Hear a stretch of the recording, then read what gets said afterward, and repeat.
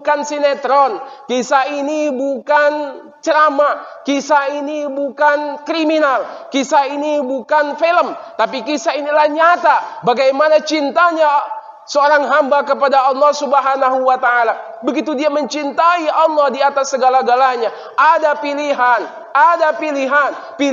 pilih anak atau pilih Allah, tapi dia memilih Allah Subhanahu wa taala.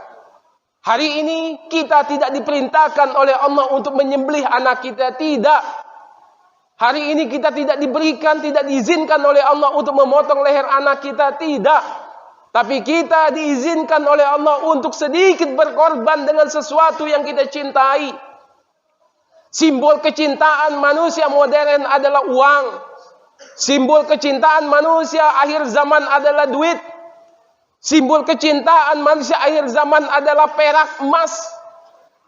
Maka Allah perintahkan bukan untuk menyembelih anaknya untuk dikorbankan, tapi mengorbankan sedikit harta benda yang kita miliki, yang hari ini simbolnya yaitu uang yang dibelikan hewan kurban, dan hewan kurban itu yang dipotong.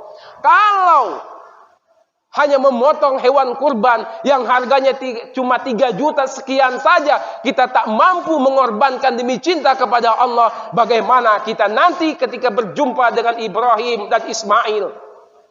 Bagaimana kelak ketika kita berjumpa dengan Allah?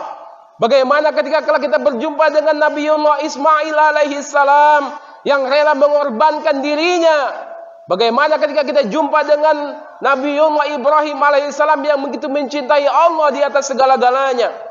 Kita yang hari ini hidup di zaman modern hanya mengorbankan sedikit harta benda kita dengan 3 juta sekian saja, kita pun berhitung dan tak mau melakukannya. Padahal uangnya ada, padahal hartanya ada. Maka kata Rasulullah sallallahu alaihi wasallam, jika seorang muslim pada hari Idul Adha mereka punya uang, mereka punya kemampuan, tapi tak mau melakukan kurban kepada Allah, maka jangan dekati masjidku, kata Allah.